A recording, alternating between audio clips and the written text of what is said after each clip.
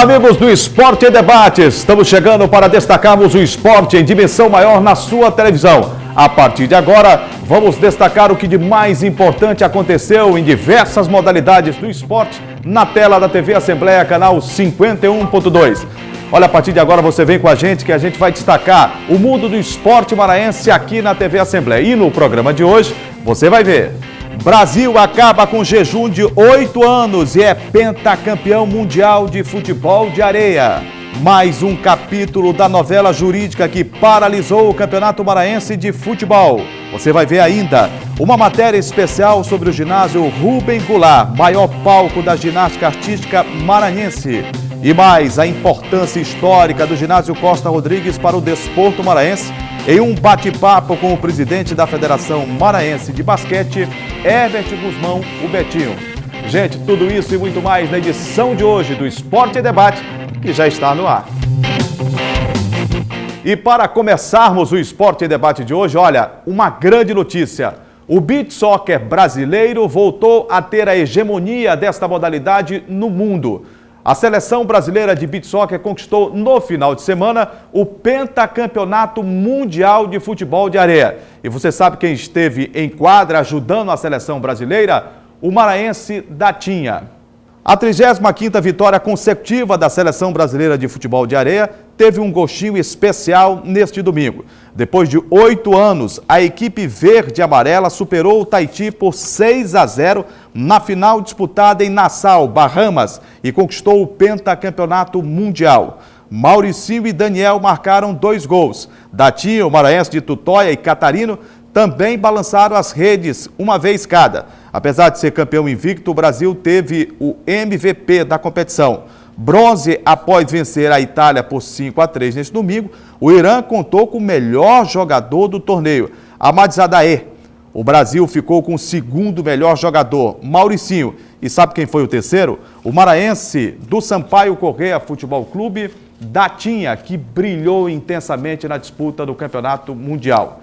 E é um momento espetacular para o esporte maranhense. O Datinha brilhando a nível internacional com a seleção brasileira de beach soccer no pentacampeonato, que representa muito, não só para o esporte brasileiro, mas também para nós aqui do estado do Maranhão. Para falar mais sobre beach soccer, vou receber aqui o meu parceiro Gregório Dantas. Tudo bem, Greg? Tudo bem, Juninho. Tudo tranquilo? Tranquilo. E essa notícia é espetacular, né? Para o esporte maranhense, o Datinha campeão do mundo, pentacampeão com a seleção brasileira, né? É importantíssima a notícia. Aliás, o Brasil foi campeão invicto, como você bem lembrou aí.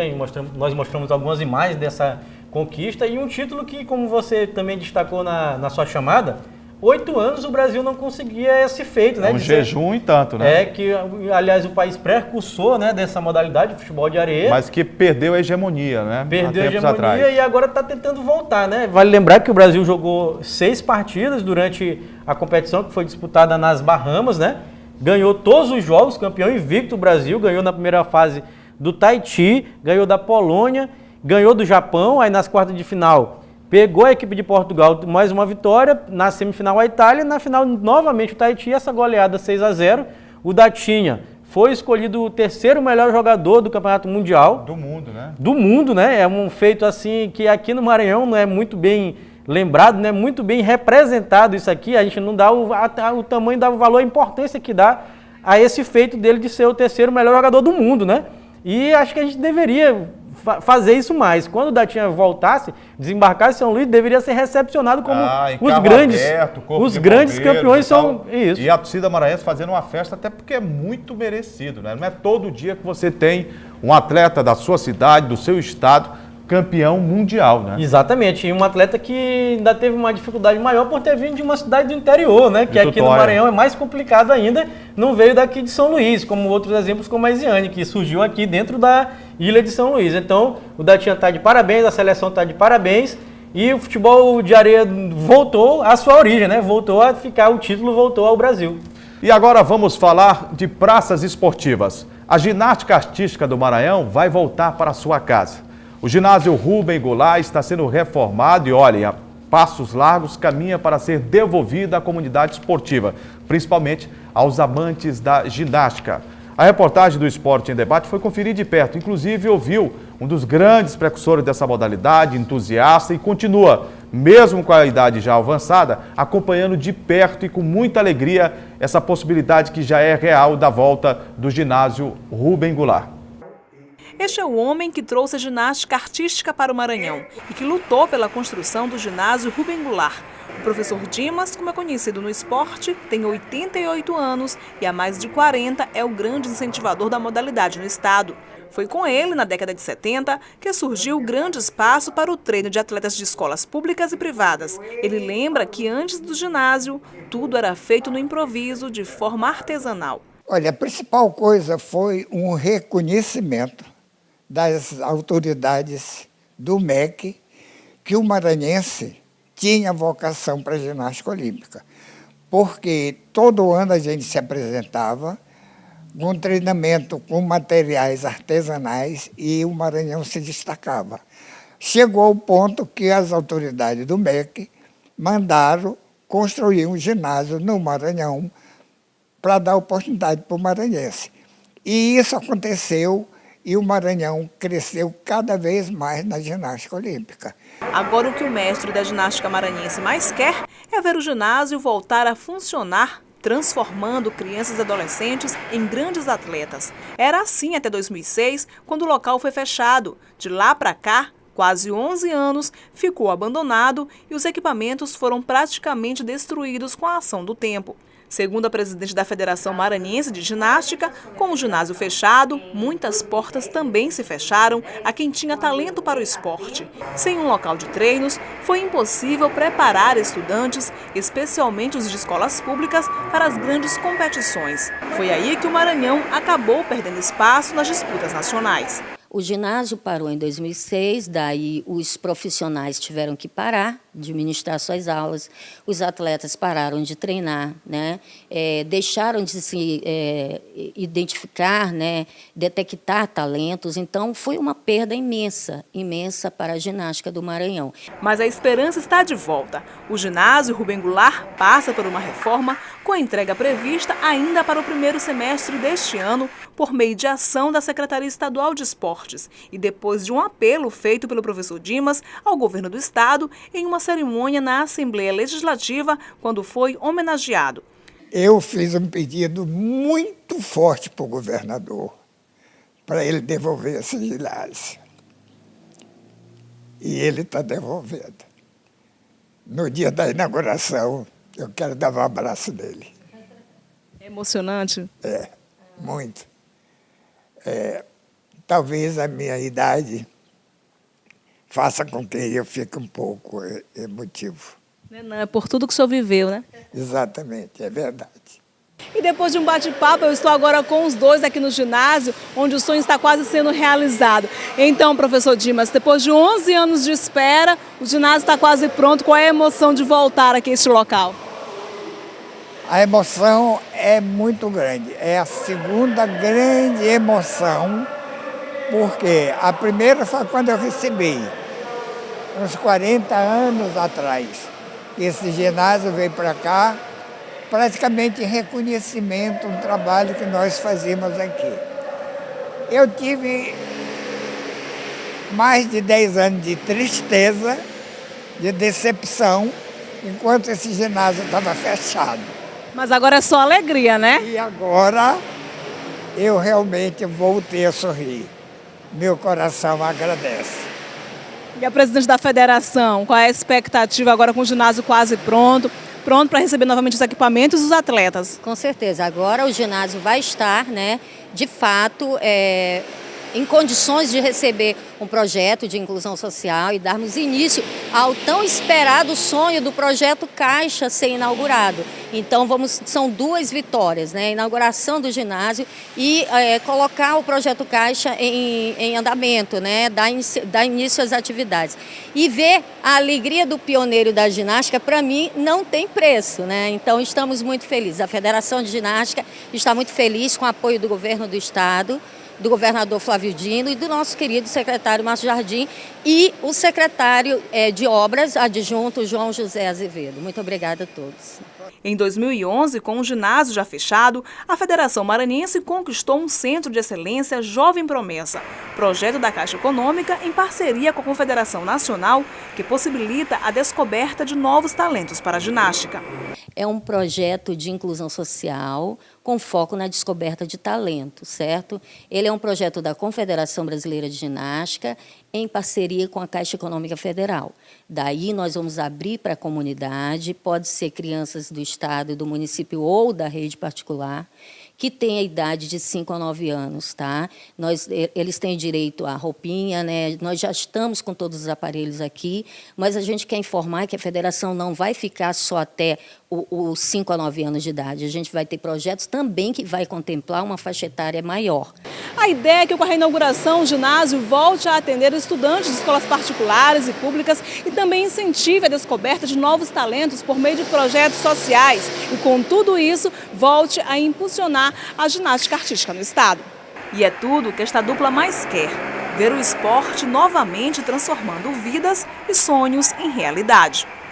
Ô Greg, quem está mais vibrando com essa situação é o professor Dimas, né? Exatamente. Mais de 80 anos e ele ainda tem uma vitalidade impressionante, né? E se mostrou emocionado na matéria durante vários momentos na matéria. Aliás, eu gostaria de parabenizar a repórter Milena Dutra, né? E, se eu não me engano, foi o repórter cinematográfico Rubenilson Lima, que fizeram essa matéria, que ficou muito bem, além de produzida, ficou muito bem, vamos dizer assim, a Milena soube levar muito bem o texto, construir um texto dessa matéria, trazendo esses personagens importantes. E mostrando, né, a realidade, né, de reconstrução do ginásio, a reforma que está acontecendo e o que é mais importante, né, o que ele representa para esta modalidade. Exatamente. Lá, o Rubem Goulart, o ginásio, sempre foi a casa da ginástica, né? Isso, o Rubem Goulart foi a casa da ginástica. O professor Dimas, além de ser precursor do esporte, ele trouxe, vamos dizer assim, ele fez brotar no estado do Maranhão vários atletas, vamos dizer assim, ele incentivou a prática esportiva da ginástica e de outras, vamos dizer assim, de outras modalidades aqui no Maranhão, mais especificamente a ginástica. E o Rubem Goulart é um espaço que vamos dizer assim, pela tragédia de estar fechado há aproximadamente 11 anos, tem prejudicado muito a modalidade aqui no Maranhão. Diversas atletas estão se perdendo durante esse caminho. Nós recebemos a notícia que o ginásio vai ser reaberto agora para os gêmeos. A previsão que a Secretaria de Desportos e Lazer deu, inclusive ao Esporte Debate, é que esse investimento, por exemplo, na ordem de R$ 250.179, e que a partir deste mês de maio, né, a comunidade já vai poder contar com o ginásio Rubem Goulart. Pelas imagens, pela matéria da Milena, né, a gente tem a certeza de que está muito próximo de virar realidade. Né? Porque já teve vários casos nos anos anteriores, inclusive de desabamento lá de alguma parte lá da parede do ginásio, também vamos dizer, dos instrumentos esportivos todos danificados, parte dos colchões que são utilizados na prática da ginástica também danificados. Então estava no estado assim crítico. E agora, com essa reforma, graças, vamos dizer assim, a iniciativas como a do professor e como a da Liane também, a presidente da federação, que cobram muito, a Liane Bezerra já luta há muito tempo, né, para a recuperação desse ginásio. E parece que dessa vez vai sair, a secretaria deu uma nota oficial para a gente aqui do programa Esporte Debate, dizendo o valor do custo da obra, dizendo o prazo de execução da obra, e a gente torce para que saia e que esse instrumento esportivo seja utilizado pela comunidade, que é o mais importante. Ô Greg, nós falamos do ginásio Rubem Goulart e no próximo bloco vamos falar do ginásio Costa Rodrigues, o coração do esporte amador da ilha de São Luís. Você vai saber, né, o pensamento de dirigentes do esporte e você vai saber muito mais sobre esta recuperação do ginásio Costa Rodrigues e o que ele representa para diversas modalidades esportivas e também federações locais. Segura aí que daqui a pouco a gente volta.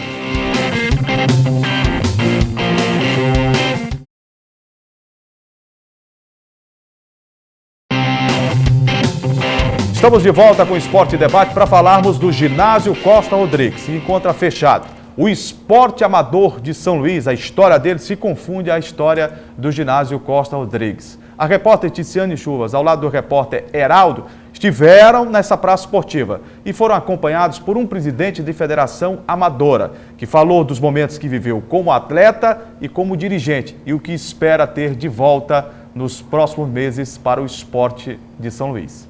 Um gigante de quase 3.000 metros de área construída, distribuídos em 3 pisos.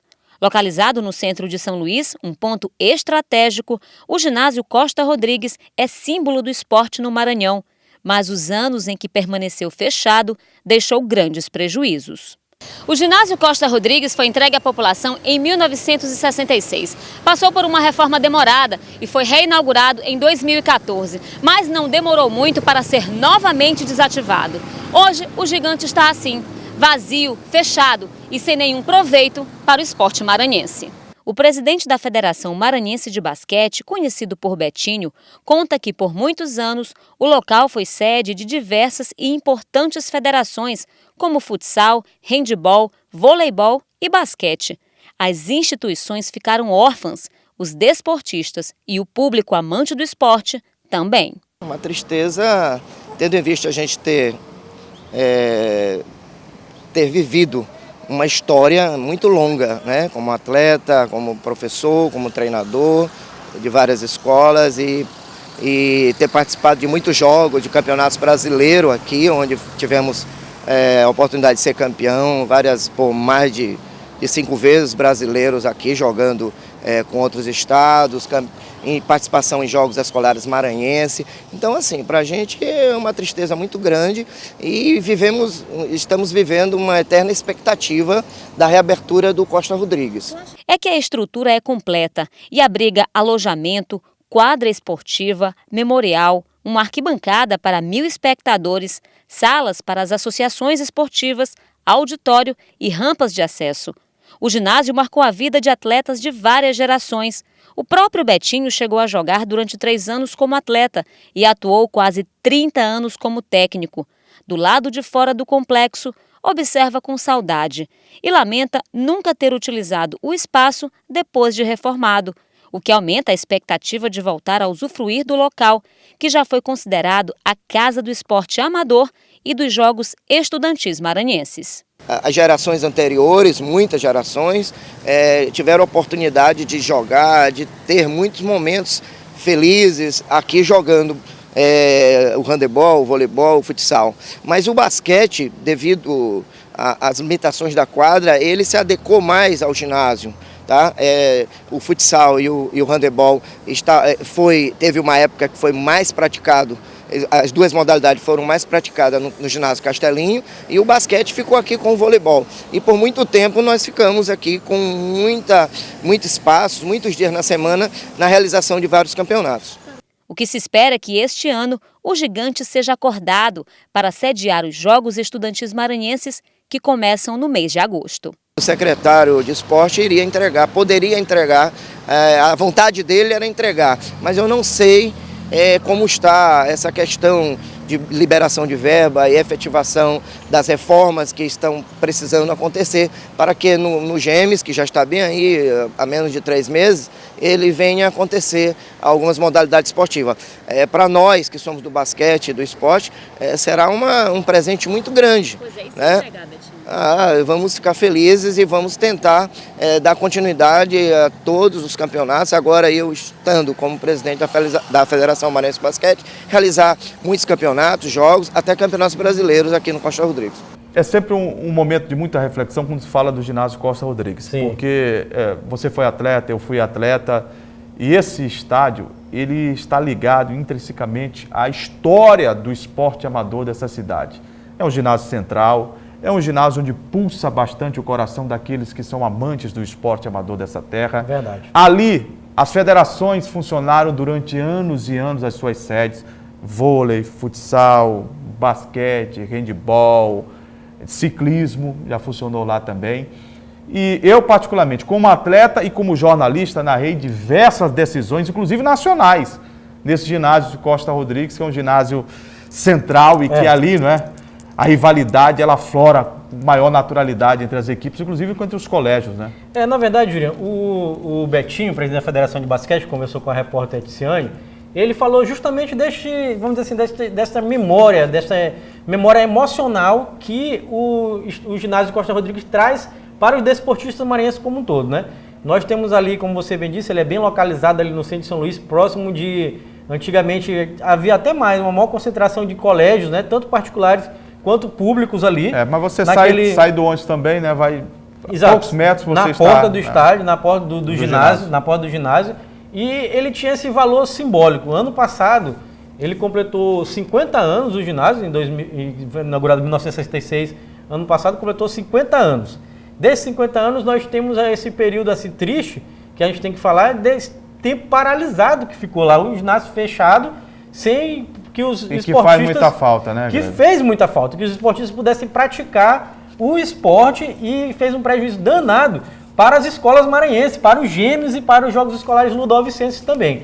Outra coisa que o Betinho bem lembrou é que lá funcionavam sedes das federações, que hoje, por causa do fechamento do ginásio Costa Rodrigues, desse período já fechado, estão funcionando muito precariamente até em casa, na casa do próprio presidente da federação, que é um absurdo, né? Federação de vôlei, de basquete, ou funciona na casa ou no escritório do presidente. Nós inclusive, a secretaria, né, Juliano? A nota que a Secretaria de Esportes e Lazer enviou aqui para o Esporte Debate, falando sobre a questão do ginásio Costa Rodrigues, fala sobre um distrato, né, que foi feito inicialmente com a empresa responsável pela obra. Uma nova licitação, né, foi realizada e a obra será concluída, é o que está dizendo a CEDEL. Ela disse apenas será concluída, né? Mas eu vou fazer uma crítica, porque eu vou me permitir fazer essa crítica, porque vai ser concluído. Mas quando, né, cara? A gente tinha que saber, porque quem está precisando saber... A comunidade esportiva precisa saber, Precisa, né? A comunidade esportiva, os esportistas, os jovens que vão disputar os gêmeos, que disputam os jogos escolares ludovicenses,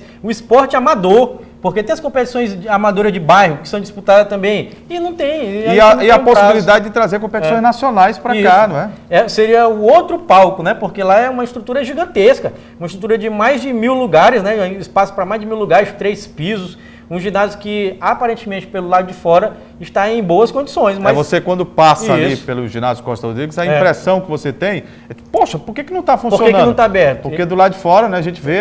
Exatamente, bonito. É até bonito, né? Espelhado lá, aquilo é até bonito. Mas então a gente vem aqui, através do nosso programa, cobrar a abertura imediata do ginásio. Fazer um apelo ao secretário Márcio Jardim, né, para que essa obra ela possa ganhar mais aceleração, isso possa ser devolvido ao esporte amador da cidade de São Luís, precisa o mais depressa possível, né? Porque a gente tem uma escassez de praças esportivas, né? E algumas delas, como o próprio ginásio Castelinho, recebe uma sobrecarga grande, né? Exatamente, fica sobrecarregado. Com a abertura do ginásio Costa Rodrigues, nós poderíamos dividir essa demanda, né? E aí seria mais uma opção para sediar essas, vamos dizer, as diversas modalidades aqui no Maranhão. Depois do intervalo, vamos falar da novela de muitos capítulos, a novela jurídica do Campeonato Maranhense de Futebol, que está suspensa. É rapidinho, segura aí que a gente volta já.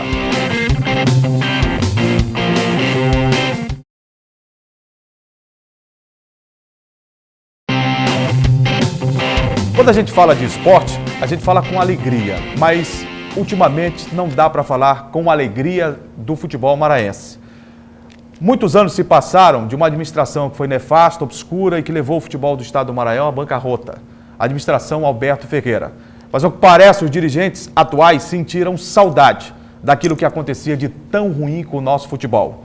Hoje, o futebol do estado do Maranhão está parado, o seu campeonato estadual. No final de semana, 16 estados conheceram seus campeões.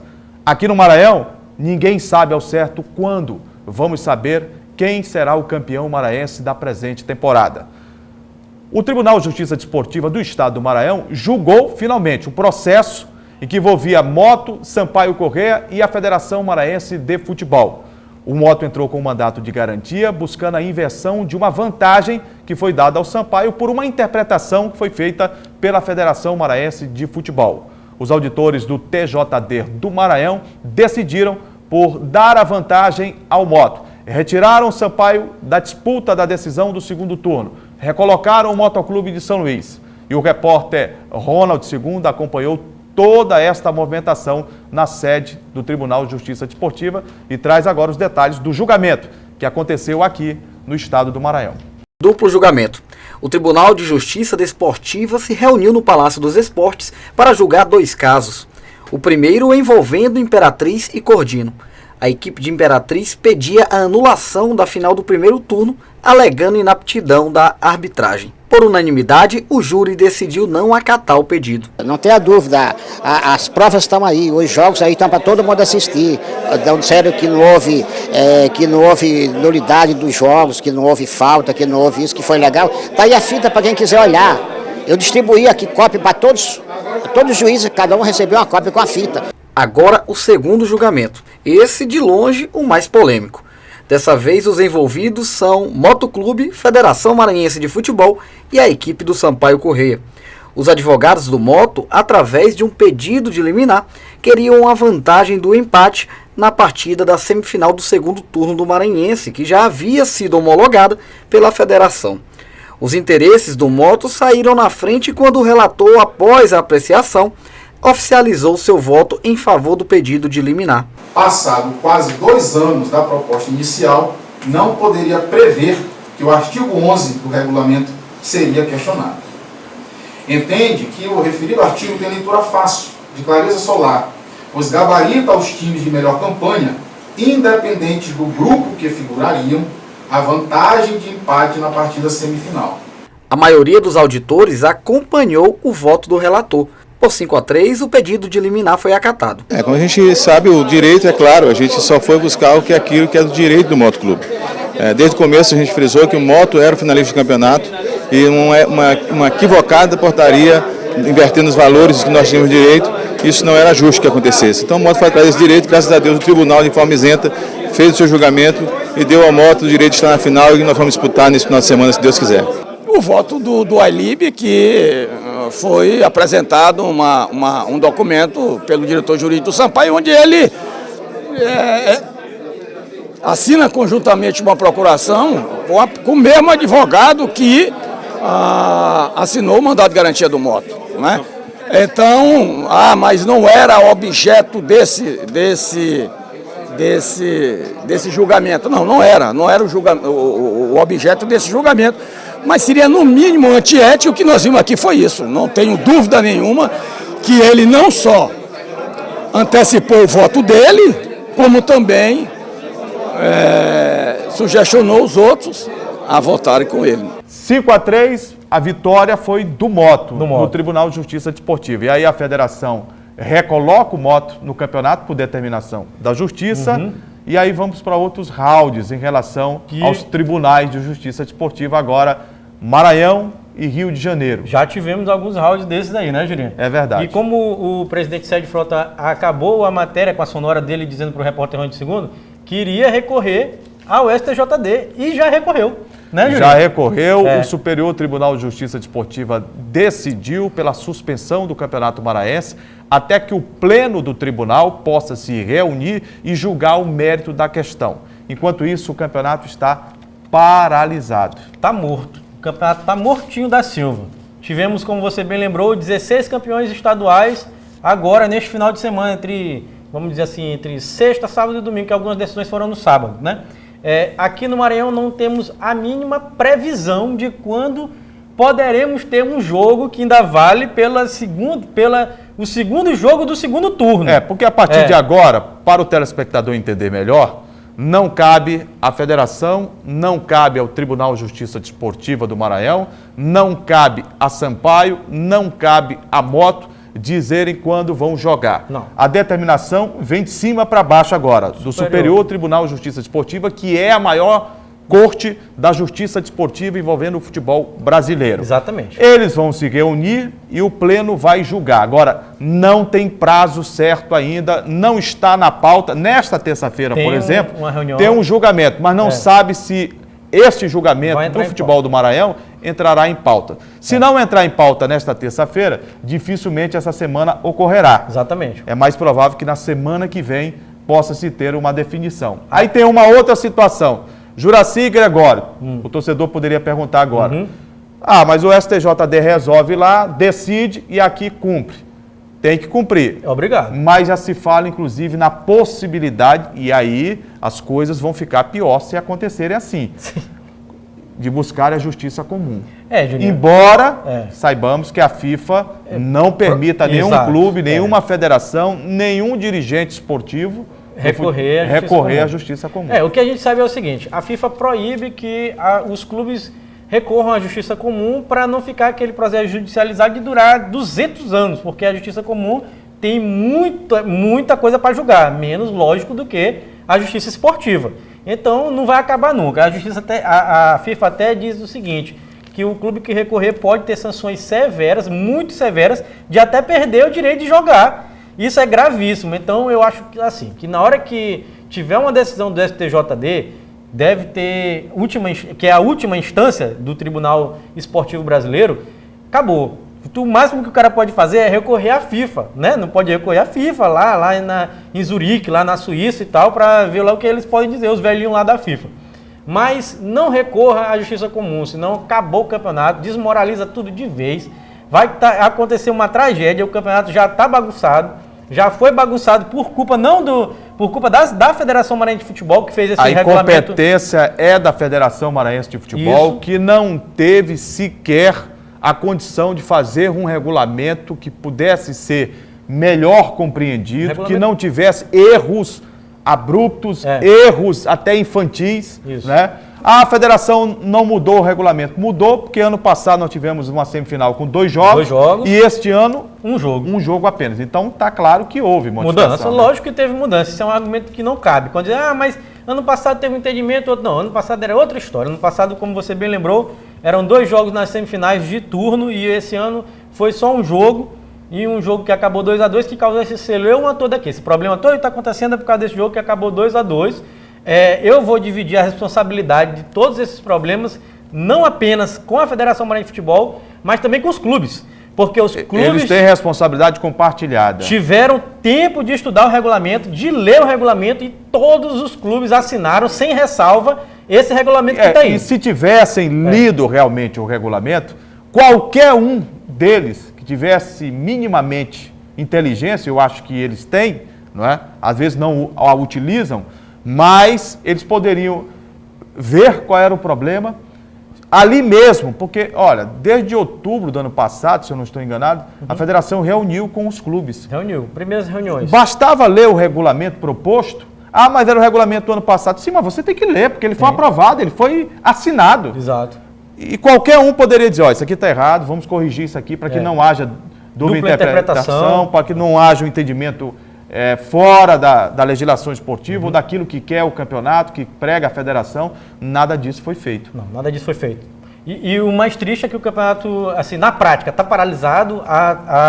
O torcedor maranhense agora desacredita completamente do Campeonato Maranhense, porque ele está desmoralizado, paralisado e desmoralizado. E uma pena, porque é uma competição que tem muito valor. Tem. Né? Porque só através do Campeonato Maranhense que o clube pode chegar à Copa do Nordeste, que é uma competição rentável, inclusive, para o nosso futebol. A Copa do Brasil, que é uma competição de visibilidade nacional e rentável também. E para quem precisa disputar as competições nacionais, como o Campeonato Brasileiro da Série D, não é o caso do Moto, não é o caso do Sampaio, que estão na Série C, mas é um caminho para chegar à Série D também. Né? É um caminho para chegar à Série D, inclusive a Série D está para começar, né? Dia 21 de maio. E a Série C vai começar agora, porque esse é outro problema gravíssimo da falta de calendário.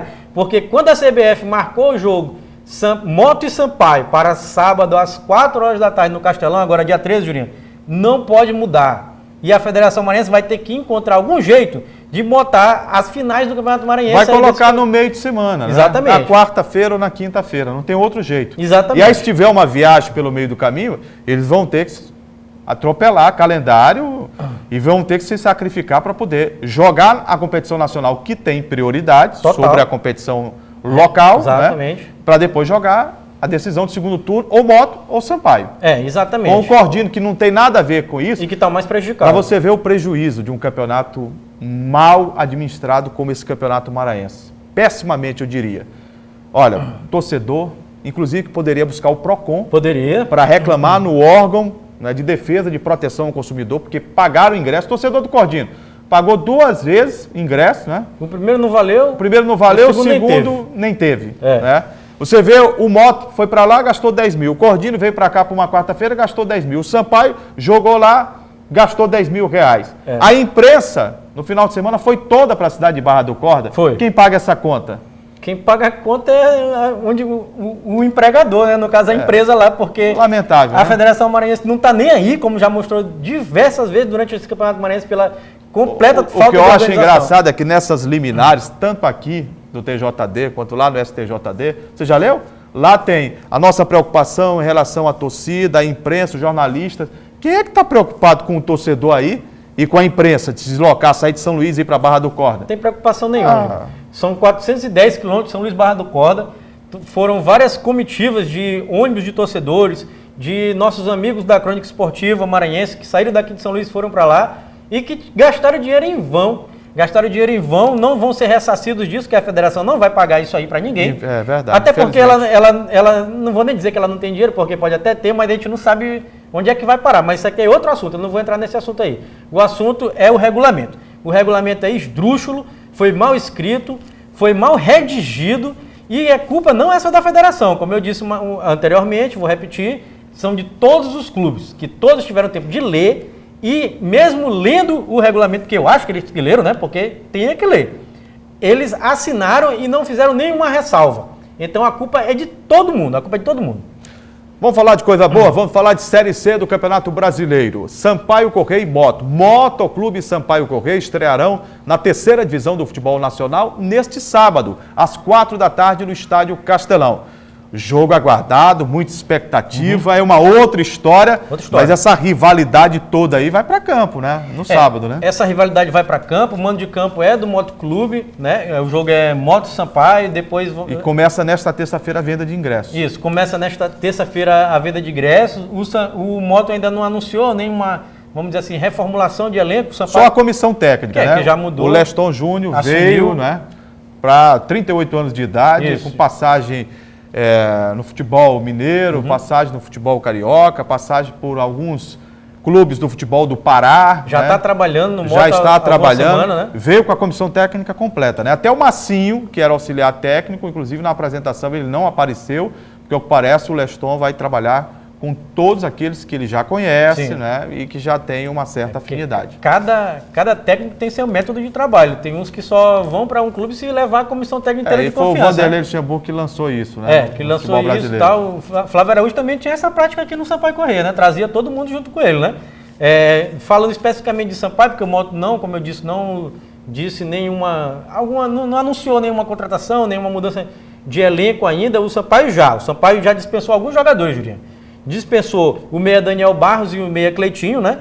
E o volante Alessandro Paraná, o zagueiro Breno, o zagueiro Renan Dutra, Arthur Santos, o atacante Guilherme e os meias. E o meia Felipe Costa, o atacante Henrique foram embora. Henrique, inclusive, foi para o Oeste. Rescindiram o contrato. Rescindiram o contrato, né? Desses jogadores, eu vou destacar o Sampaio perder o Daniel Barros, que inclusive foi gerado algumas polêmicas assim entre os torcedores. Ele vinha jogando, vinha fazendo gols de falta, por que saiu? Se destacando como o melhor jogador do Sampaio em campo em algumas oportunidades, fazendo gol de falta, tendo um bom chute de fora da área. Mas eu vou trazer para você o embasamento para que você possa falar e para o telespectador também ter uma compreensão. De bastidores, o que se fala lá dentro do Sampaio é que na análise de rendimento, de treinamento e também de jogo, o Daniel Barros corre apenas 2 quilômetros. Por partida. Não existe isso, né? Enquanto os outros correm 10 quilômetros, né, por uma partida de futebol, quem menos corre 8 quilômetros, o treinador achou que ele precisava melhorar muito a parte física, né? E que é um jogador também que não tem a marcação como um forte, e no sistema de meio campo ele precisava de uma compactação e marcação melhor. É porque no futebol moderno, Juliano, como você sabe, o fator físico está sendo quase que preponderante, né? Porque, por exemplo, a técnica está sendo deixada de lado. Exato. Né? Em média, você bem lembrou, é de 8 a 11 quilômetros que um jogador corre durante a partida. Claro, tirando o goleiro, que é outra posição, outra função. É outra história. É outra história. O Daniel, se estiver mesmo recorrendo só apenas 2 quilômetros, é um absurdo, cara. Porque isso não existe. Um cara desse não vai jogar em lugar nenhum, se isso for verdade mesmo. Então, cabe a gente fazer... Não podemos ficar especulando. Se foi isso, eu acho que o técnico está certo, porque não tem como mesmo. Mas se não for isso, se tiver algum problema de bastidor, algum problema interno, eu acho que isso dava para se contornar, porque ele demonstrou ser importantíssimo para a equipe do Sampaio nesse começo de ano, inclusive no final do ano passado, mas nesse começo de ano. Agora, Jurinha, teve as contratações do Sampaio Corrêa, né? Contratações da Sampaio equipe boliviana. Anunciou também o lateral esquerdo Zé Aquiraz, o meia Marlon, o também meia Fernando Sobral e o volante Lucas Gomes, que está vindo do Santa Cruz, por sinal, um grande jogador, eu avalio como uma das melhores contratações do Sampaio. E uma coisa folclórica, o atacante Célio Mataboi. Célio Mataboi? Mataboi. É Mataboi o nome dele. Mesmo? É Mataboi. Eu não sei. Eu como narrador esportivo, Mataboi eu não vou chamar. Eu vou dizer até um negócio aqui. Isso aqui tá virando motivo de piada, porque Mataboi não pode ser um negócio assim, não sei. É estranho, né? Mataboi pode ser. Não tem outro nome, não? Porque eu vi, inclusive, já no site do Sampaio fala assim, Célio.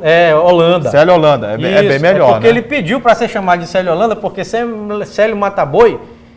Ele veio do 4 de julho, lá do Piauí e tal. De Piripiri. Jogando. Uma bela, progressista cidade que eu conheço bem. Uma bela e progressista cidade de Piripiri, lá no interior do Piauí mesmo. Aí, famosa pela carne de sol, né? Boa também lá. A carne de sol é mais para Campo Maior. Um baião de 2 lá em Piripiri, né? Tudo bem. Mas Mataboi não, cara. Mataboi não dá. Não tem. Como é que é a história de Edgar, Juninho? Edgar, como era o nome dele quando chegou no MAC? Não era Digado? Era de gado. Aí mudaram, né? Chegaram lá mesmo dentro do Parque Valério Monteiro, não vai e ser se tornou um grande jogador. Edgar. E por falar no Edgar, ele perdeu a decisão do Campeonato Paraense. Perdeu, o Paysandu foi campeão. 2-1 em cima do Remo, né? Exatamente. E todo dia o torcedor se pergunta, quando é que ele volta? O presidente do Sampaio disse que vai contar com ele, não sei quando, né? Na Série C do Campeonato Brasileiro. Não sei se volta este ano, até porque lá ele tem um salário bem maior do que ganhava aqui no Sampaio. E outra, é um jogador hoje querido por uma parte, né, da torcida do Clube do Remo. Querido pela parte do torcida do Remo porque ele é um jogador que ele é diferenciado, né, tecnicamente, apesar de todos os problemas que a gente já disse, extra-campo, mas dentro de campo é diferenciado, ele resolve, ele é frio, ele é um cara que tem um bom passe, tem velocidade, tem o drible, né? Na frente do goleiro ele é matador, ele não é mataboi, né? Ele é matador. Mataboi é uma piada aí que eu não sei o que surgiu aqui no negócio de mataboi. É Célio Holanda, né? Célio Holanda, é melhor assim. Mataboi eu não vou falar, vou me recusar a falar. Só se ele fizer 50 gols no campeonato até o final. Nem assim, eu não vou chamar. De mataboi. Gente, chegamos ao final do Esporte em Debate aqui na TV Assembleia, canal 51.2. Nós gostaríamos de poder contar, a merecer também a sua audiência honrosa e indispensável para a gente aqui na TV Assembleia. A gente sempre quer contar com a audiência do telespectador. Exatamente. Aqui no canal 51.2. Lembrando que toda segunda, às 8 da noite, né, Greg? Tem o Esporte em Debate. E a reprise? Às terças-feiras, às 7h30 da manhã e às 14h30, 2h30 da tarde. E para os nossos amigos, nossas amigas que estão nos acompanhando e desejam participar, sugerindo pauta, realizando alguma crítica, dando sugestões, quais são os canais de interação? O telespectador pode contribuir com o nosso programa através dos nossos canais de interação. Primeiro é o nosso site, que é o al.ma.leg.br. Tem também o telefone da nossa redação, que é o 3269-3828 e o nosso WhatsApp, que está passando aqui embaixo da sua tela. Gente, obrigado pelo carinho da audiência. A gente sempre espera contar com a sua calorosa, fantástica audiência aqui da TV Assembleia, canal 51.2. Até a próxima. E Jurinha, vamos agora parabenizar os campeões estaduais. Sim, isso é bom. No finalzinho do programa. 17 campeões estaduais, menos o Maranhão, que não tem, acaba nunca o campeonato, né? Como a gente já destacou. Eu aproveito logo para abraçar os flamenguistas. Gilson vai representar todos os flamenguistas aqui, nosso cinegrafista Gilson. Tem o Sidney também, que é flamenguista. Sidney também, Eliselto também. Eliselto, que esse é chato pra caramba. Mais chato de todos os flamenguistas aqui, mas também verdade, tá de parabéns. E eu vou parabenizar também um amigo meu, Yuri, porque ele torce para 18 times. Então ele 18 times, 18, Então ele tem... Esse não perde nunca, O aproveitamento dele foi gigantesco, foi campeão em 9 estados. Parabéns também, fantástico. Gente, um abraço e até a próxima. Até mais. Tchau.